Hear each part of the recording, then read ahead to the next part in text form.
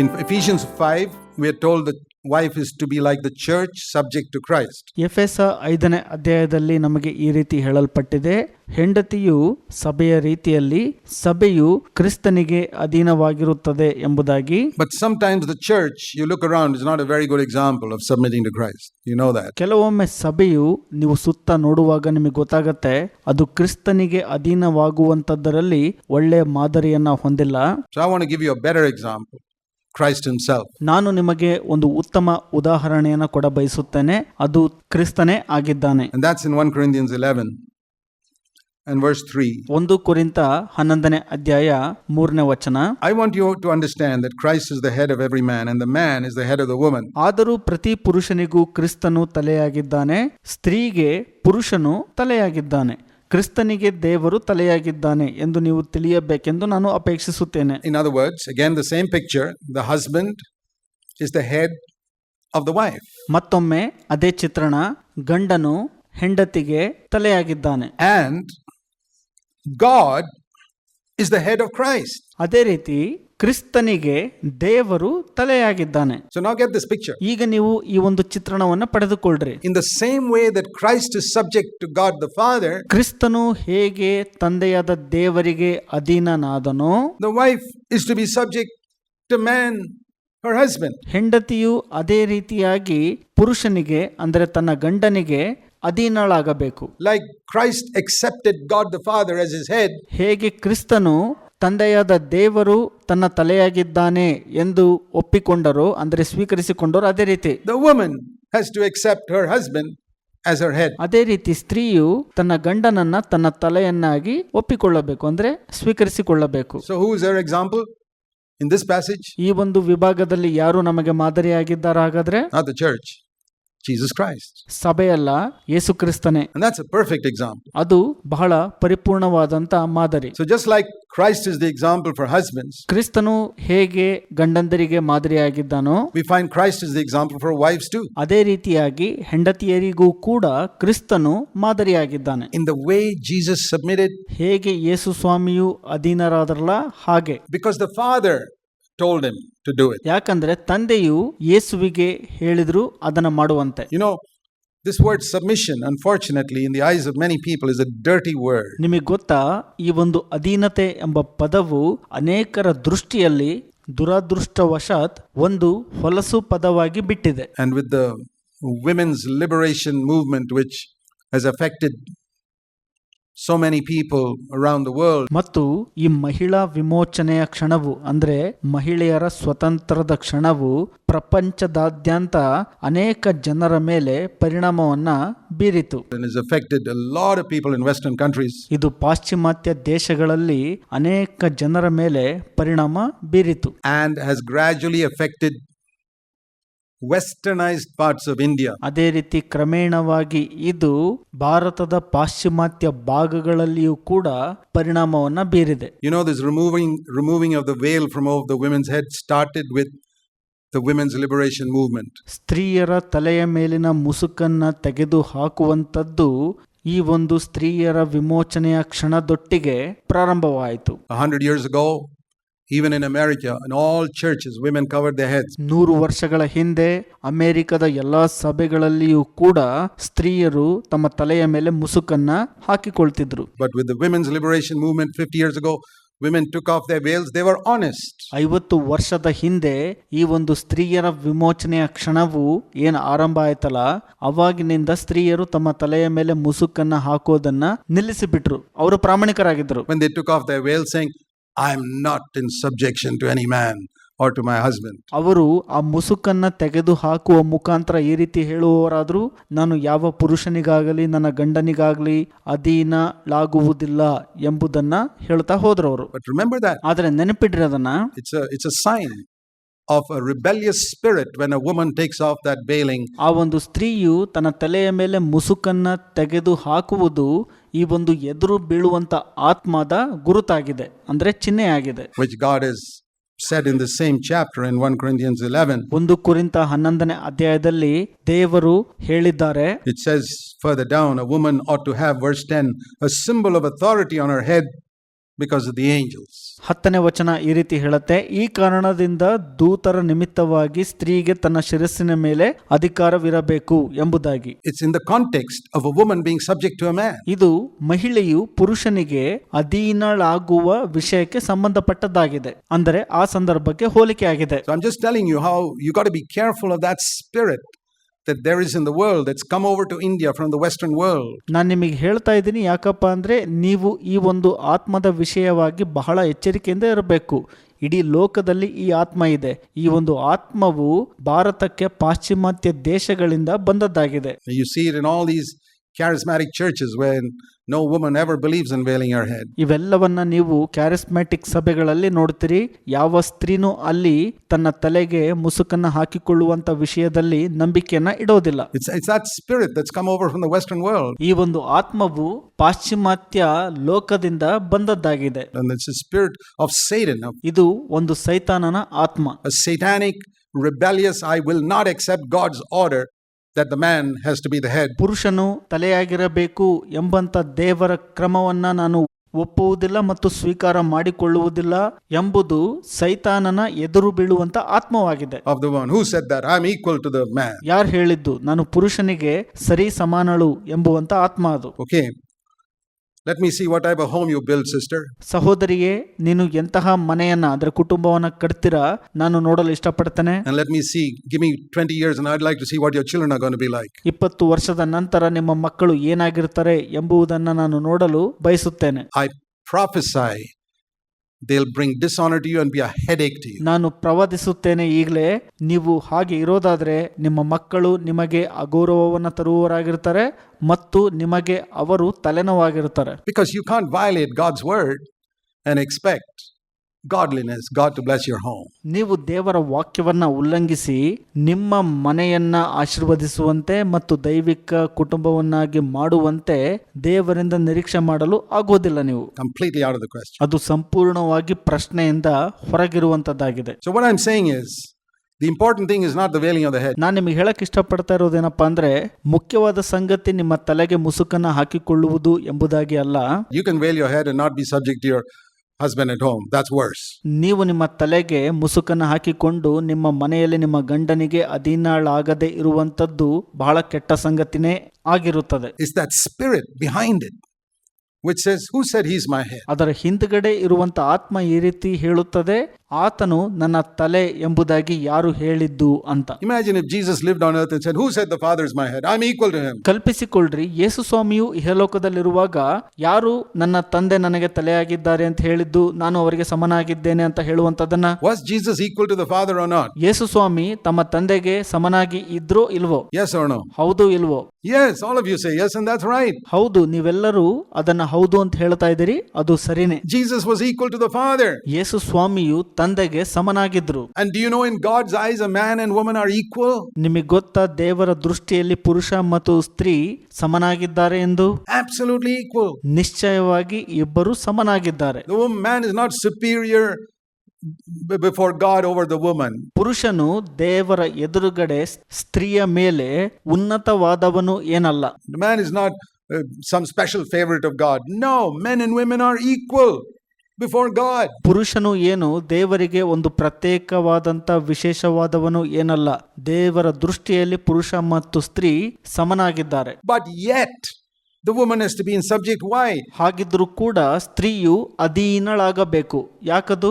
Jesus Christ was equal to the Father, and yet for the purpose of redemption he subjected himself to the Father. ಯೇಸು ಸ್ವಾಮಿಯು ತಂದೆಗೆ ಸಮನಾಗಿದ್ರು, ಹಾಗಿದ್ದರೂ ಕೂಡ ಆ ಒಂದು ವಿಮೋಚನೆಯ ಉದ್ದೇಶಕ್ಕಾಗಿ ಯೇಸು ಸ್ವತಃ ತಾವೇ ತಂದೆಗೆ ಅಧೀನರಾದರು. And demonstrated in a world which believed that submission was a dirty word. ಇಡೀ ಲೋಕದಲ್ಲಿ ಪ್ರತಿಪಾದಿಸಿ ನಂಬುವುದು ಏನಪ್ಪಾ ಅಂತಂದ್ರೆ, ಅಧೀನತೆ ಎಂಬ ಪದವು ಹೊಲಸು ಎಂಬುದಾಗಿ. He demonstrated that submission can be a glorious thing. ಆದರೆ ಯೇಸು ಸ್ವಾಮಿಯು ಲೋಕದಲ್ಲಿ ತೋರ್ಪಡಿಸಿದ್ದು ಏನಪ್ಪಾ ಅಂತಂದ್ರೆ, ಅಧೀನತೆ ಎಂಬುವುದು ಒಂದು ಶ್ರೇಷ್ಠ ಸಂಗತಿಯಾಗಿದೆ. A man can demonstrate that by his total submission to Christ. ಪುರುಷನು ಕ್ರಿಸ್ತನಿಗೆ ಸಂಪೂರ್ಣವಾಗಿ ಅಧೀನನಾಗುವ ಮುಖಾಂತರ ಅದನ್ನ ಪ್ರಚುರಪಡಿಸುವಾಗ, and a wife can demonstrate that by her total submission to her husband.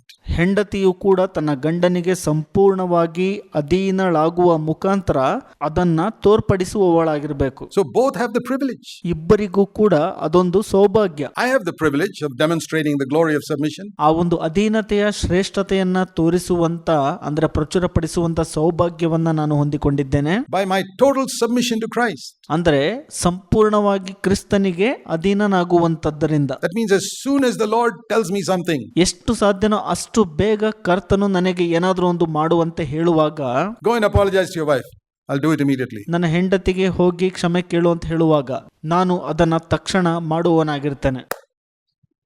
That's the glory of submission. ಅದೇ ಆ ಒಂದು ಅಧೀನತೆಯ ಶ್ರೇಷ್ಠತೆಯಾಗಿದೆ. You think a man doesn't have to submit? Of course he has, to Christ. ಪುರುಷನು ಅಧೀನನಾಗುವ ಅವಶ್ಯಕತೆ ಇಲ್ಲ ಅಂತ ಯೋಚಿಸ್ತೀರಾ? ನಿಶ್ಚಯವಾಗಿ ಆತನು ಕ್ರಿಸ್ತನಿಗೆ ಅಧೀನನಾಗಬೇಕು. And the woman has the opportunity to demonstrate that spirit of submission in her home. ಸ್ತ್ರೀಯು ತನ್ನ ಕುಟುಂಬದಲ್ಲಿ ಅಧೀನತೆಯ ಆತ್ಮವನ್ನ ಪ್ರಚುರಪಡಿಸುವಂತ ಅವಕಾಶವನ್ನ ಹೊಂದಿಕೊಂಡಿದ್ದಾಳೆ. Now a woman may say, ಈಗ ಸ್ತ್ರೀಯು ಈ ರೀತಿ ಹೇಳಬಹುದು, but my husband doesn't know the Lord like I do. ನಾನು ಕರ್ತನನ್ನ ತಿಳಿದಿರುವ ಪ್ರಕಾರ ನನ್ನ ಗಂಡನು ಕರ್ತನನ್ನ ತಿಳಿದಿಲ್ಲ ಅಂತ ಹೇಳಬಹುದು. Maybe you're right. ನೀವು ಸರಿನೇ ಇರಬಹುದು. There are many cases ಅನೇಕ ಪ್ರಕರಣಗಳಲ್ಲಿ where a husband is thoroughly disobedient to the word. ಗಂಡನು ದೇವರ ವಾಕ್ಯಕ್ಕೆ ಸಂಪೂರ್ಣನಾಗಿ ಅವಿಧೇಯನಾಗಿರುತ್ತಾನೆ. Maybe unconverted. ಆತನು ಪರಿವರ್ತನೆನೇ ಹೊಂದಿರೋದಿಲ್ಲ. What should a Christian woman do in such a case? ಇಂತಹ ಪ್ರಕರಣಗಳಲ್ಲಿ ಕ್ರೈಸ್ತ ಸ್ತ್ರೀಯು ಏನು ಮಾಡಬೇಕಾಗುತ್ತದೆ ಹಾಗಾದ್ರೆ? There is an answer, because this is not new to the 21st century. ಇದು ಒಂದು 20ನೇ ಶತಮಾನಕ್ಕೆ ಹೊಸದೇನಲ್ಲ, ಇದಕ್ಕೆ ಒಂದು ಉತ್ತರ ಕೂಡ ಇದೆ. Even in the first century, 1 Peter chapter 3 and verse 1. ಮೊದಲನೇ ಶತಮಾನದಲ್ಲಿ 1 ಪೇತ್ರ 3ನೇ ಅಧ್ಯಾಯ 1ನೇ ವಚನ. 1 Peter 3 verse 1. 1 ಪೇತ್ರ 3ನೇ ಅಧ್ಯಾಯ 1ನೇ ವಚನ. In the same way, you wives, be submissive to your own husbands. ಅದೇ ರೀತಿಯಾಗಿ ಸ್ತ್ರೀಯರೇ ನಿಮ್ಮ ಗಂಡಂದರಿಗೆ ಅಧೀನರಾಗಿರ್ರಿ.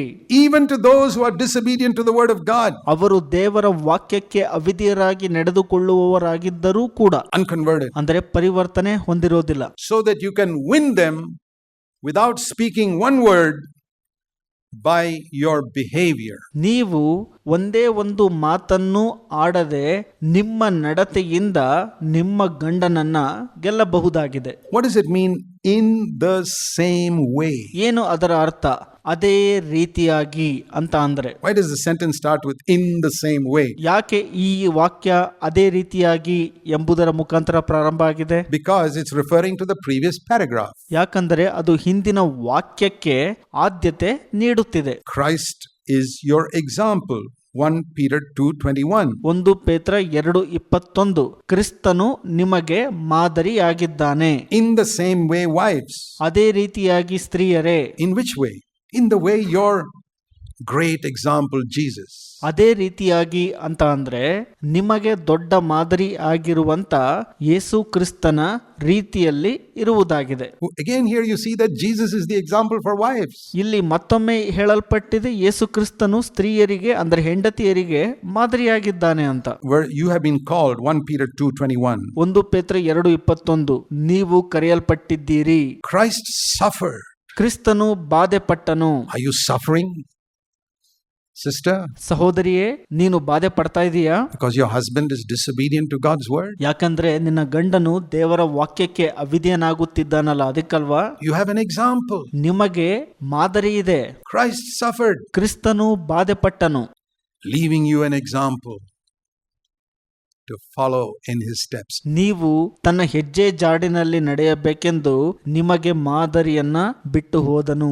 In the same way, wives, be submissive. ಅದೇ ರೀತಿಯಾಗಿ ಹೆಂಡತಿಯರೇ ಅಧೀನರಾಗಿರ್ರಿ. Even though he committed no sin, maybe your life is godly, sister. ಯೇಸು ಸ್ವಾಮಿಯು ಯಾವ ಪಾಪವನ್ನೂ ಮಾಡಲಿಲ್ಲ. ನಿಮ್ಮ ಜೀವಿತವು ದೈವಿಕ ಮಾರ್ಗದಿಂದ ಕೂಡಿರಬಹುದು ಸಹೋದರಿ. He was reviled, verse 23. 23ನೇ ವಚನ. ಯೇಸುವು ಇತರರಿಂದ ಬೈಸಿಕೊಂಡನು. Are you being reviled by your husband? ನೀವು ನಿಮ್ಮ ಗಂಡನಿಂದ ಬೈಸಿಕೊಳ್ಳುತ್ತಿದ್ದೀರಾ ಅಥವಾ ಬೈಸಿಕೊಂಡಿದ್ದೀರಾ? He did not revile in return. ಆತನು ಬೈಯುವವರನ್ನ ಪ್ರತಿಯಾಗಿ ಬೈಯಲಿಲ್ಲ, ಅಂದರೆ ಯೇಸು. In the same way, wives, submit to your husbands. ಅದೇ ರೀತಿಯಾಗಿ ಸ್ತ್ರೀಯರೇ ಅಂದ್ರೆ ಹೆಂಡತಿಯರೇ ನಿಮ್ಮ ಗಂಡಂದಿರಿಗೆ ಅಧೀನರಾಗಿರ್ರಿ. While he was suffering, he did not utter any threat. ಆತನು ಬಾಧೆಯನ್ನ ಅನುಭವಿಸಿದಾಗ ಯಾರನ್ನೂ ಬೆದರಿಸಲಿಲ್ಲ. He could have said, "Wait till God judges you, you fellas."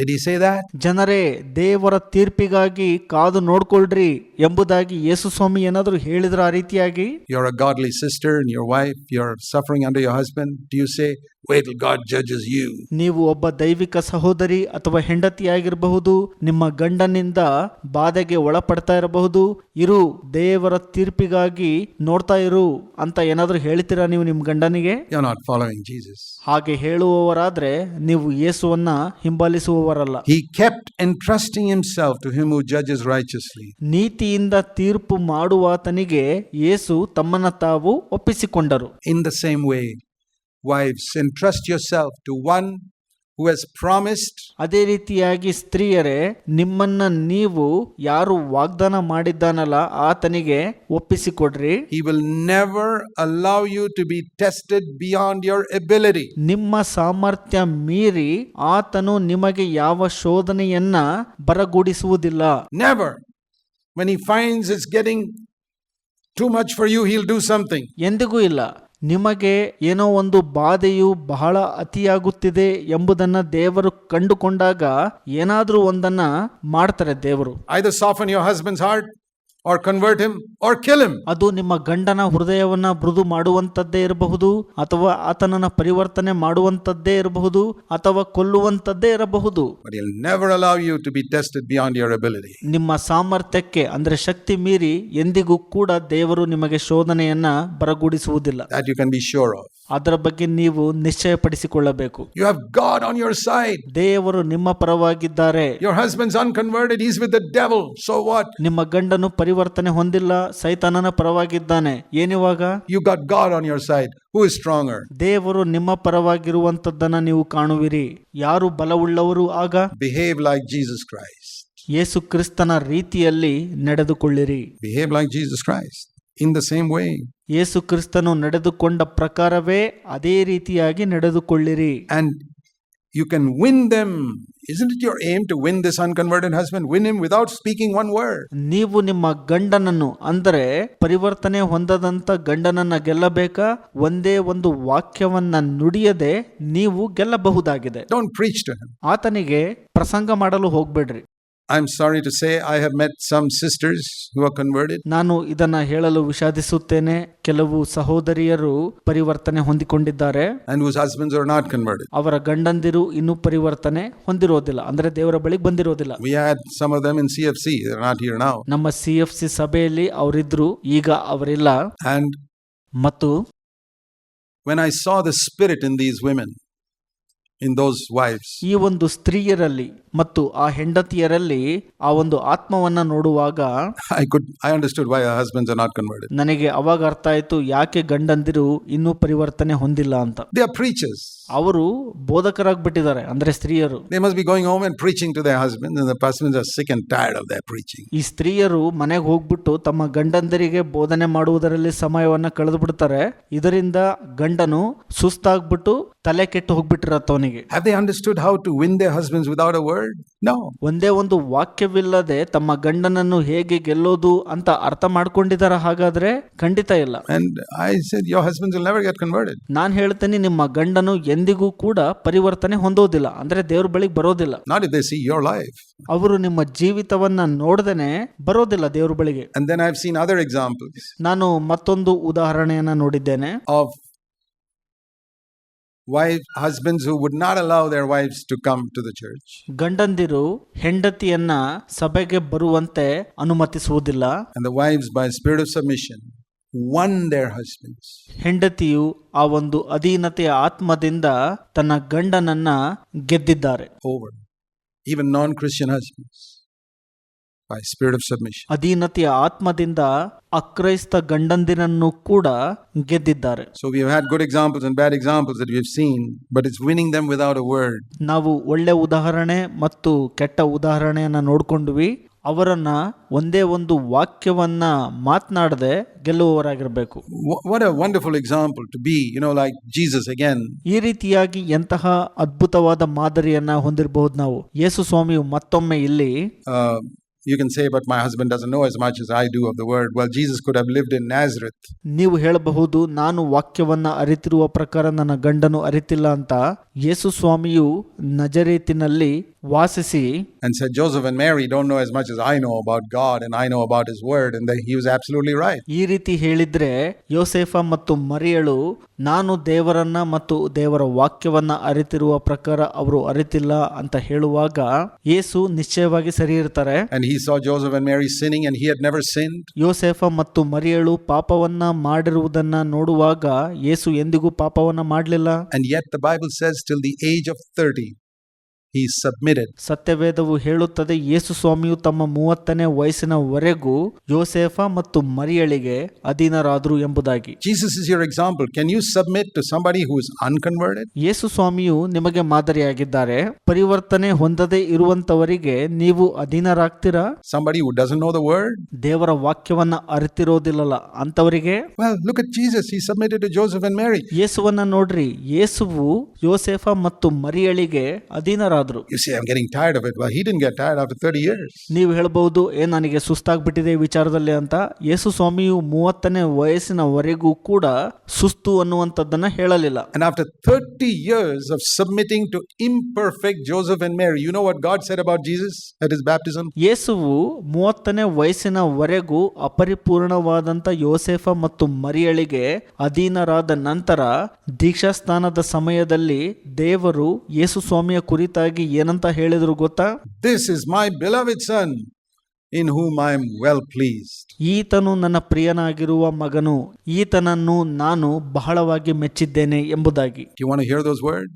ಈ ಒಂದು ಮಾತುಗಳನ್ನ ನೀವು ಕೂಡ ಕೇಳಿಸಿಕೊಳ್ಳಬೇಕಾ? This is my beloved daughter in whom I am well pleased. ಈಕೆಯು ನನ್ನ ಪ್ರಿಯಳಾದ ಮಗಳು, ಈಕೆಯನ್ನ ನಾನು ಬಹಳ ಮೆಚ್ಚಿದ್ದೇನೆ ಅಂತ. Do you think Jesus never suffered anything in those 30 years? ಯೇಸು ಸ್ವಾಮಿಯು ಆ 30 ವರ್ಷದಲ್ಲಿ ಏನು ಬಾಧನೆ ಪಟ್ಟಿಲ್ಲ ಅಂತ ನೀವು ಯೋಚಿಸ್ತೀರಾ? How many times in those 30 years he had to deny himself? ಯೇಸು ಸ್ವಾಮಿಯು ಆ 30 ವರ್ಷದಲ್ಲಿ ಎಷ್ಟೋ ಬಾರಿ ತಮ್ಮನ್ನ ತಾವು ನಿರಾಕರಿಸಿಕೊಂಡಿದ್ದಾರೆ. To do what Joseph and Mary told him to do when he as a little boy probably didn't want to do that. ಯೇಸು ಸ್ವಾಮಿಯು ಸಣ್ಣ ಹುಡುಗನಾಗಿರುವಾಗ ಯೋಸೇಫ ಮತ್ತು ಮರಿಯಳು ಏನೋ ಒಂದನ್ನ ಮಾಡಲು ಹೇಳಿದಾಗ ಅದನ್ನ ಮಾಡ್ತಾ ಇದ್ರು. ಅದನ್ನ ಮಾಡ್ಲಿಕ್ಕೆ ಇಷ್ಟ ಇಲ್ಲ ಅಂದ್ರೂ ಕೂಡ. But he said, no, I will please my father. ಇಲ್ಲ, ನಾನು ನನ್ನ ತಂದೆಯನ್ನ ಮೆಚ್ಚಿಸಬೇಕು ಎಂಬುದಾಗಿ ಯೇಸು ಸ್ವಾಮಿ ಹೇಳಿದರು. So the reason you submit to your husband is because God has said it. ನಿಮ್ಮ ಗಂಡನಿಗೆ ನೀವು ಅಧೀನರಾಗುವುದಕ್ಕೆ ಕಾರಣ ಏನಪ್ಪಾ ಅಂದ್ರೆ ದೇವರು ಹೇಳಿದ್ದಾರೆ ಅಧೀನತೆಯ ಬಗ್ಗೆ. ಅದಕ್ಕಾಗಿ When you see it like that, it takes on a different color. ನೀವು ಆ ರೀತಿಯಾಗಿ ಅದನ್ನ ನೋಡುವಾಗ ಅದು ಒಂದು ವ್ಯತ್ಯಾಸಕ್ಕೆ ನಡೆಸುತ್ತದೆ. Not because your husband says you submit to me. No, God has said it. Be like Jesus Christ. ನಿಮ್ಮ ಗಂಡನು ನಿಮಗೆ ಅಧೀನಳಾಗು ಎಂಬುದಾಗಿ ಹೇಳಿದ್ದಕ್ಕೆ ಅಲ್ಲ, ದೇವರು ನಿಮಗೆ ಹೇಳಿದ್ದಾರೆ. ಅದಕ್ಕಾಗಿ ಯೇಸು ಕ್ರಿಸ್ತನ ರೀತಿಯಲ್ಲಿ ಇರ್ರಿ. I've said this, that if the Bible had said, ನಾನು ಇದನ್ನು ಹೇಳಿದ್ದೇನೆ, ಸತ್ಯವೇದವು ಏನಾದ್ರೂ ಒಂದನ್ನ ಹೇಳುವಾಗ, husbands submit to your wives, I would be the first person to do it. ಗಂಡಂದಿರೆ ಹೆಂಡತಿಗೆ ಅಧೀನರಾಗಿರ್ರಿ ಅಂತ ಹೇಳುವಾಗ ನಾನೇ ಮೊದಲ ವ್ಯಕ್ತಿಯಾಗಿರ್ತೀನಿ ಅದನ್ನ ಮಾಡಲು. I'd go to my wife and say, well, darling, what do you want me to do now? ನನ್ನ ಹೆಂಡತಿ ಬಳಿಗೆ ಹೋಗಿ ನಾನು ಈ ರೀತಿ ಹೇಳುವವನಾಗ್ತೇನೆ, ಪ್ರಿಯಳೇ ನಾನು ಏನು ಮಾಡಬೇಕು ಅಂತ ಬಯಸುತ್ತಿ ಹೇಳು ಅಂತ. I'll do it. Tell me. I'm your servant. ನಾನು ನಿನ್ನ ಸೇವಕನಾಗಿದ್ದೇನೆ, ಹೇಳು, ನಾನು ಮಾಡ್ತೀನಿ ಅದನ್ನ ಅಂತ ಹೇಳ್ತೀನಿ. Because God has said, husbands submit to your wives. ಯಾಕಂದ್ರೆ ದೇವರು ಹೇಳಿರ್ತಾರಲ್ಲ, ಅದಕ್ಕೆ ನಿಮ್ಮ ಹೆಂಡತಿಗೆ ಅಧೀನರಾಗ್ರಿ ಅಂತ. It's not because she says it. ಅದು ಆಕೆ ಹೇಳಿದ್ದಕ್ಕಾಗಿ ಅಲ್ಲ. Not because your husband says it, because God says it. ಅದು ನಿಮ್ಮ ಗಂಡನು ಹೇಳಿದ್ದಕ್ಕಾಗಿ ಅಲ್ಲ, ದೇವರು ಹೇಳಿದ್ದಾರೆ ಅದಕ್ಕಾಗಿ. Submit to your husband. ನಿಮ್ಮ ಗಂಡನಿಗೆ ಅಧೀನರಾಗಿರ್ರಿ. When you see it as God's command, it takes on a different color. ನೀವು ಇದನ್ನ ದೇವರ ಆಜ್ಞೆ ಎಂಬುದಾಗಿ ನೋಡುವಾಗ ಅದು ನಿಮ್ಮನ್ನ ವ್ಯತ್ಯಾಸಕ್ಕೆ ನಡೆಸುತ್ತದೆ.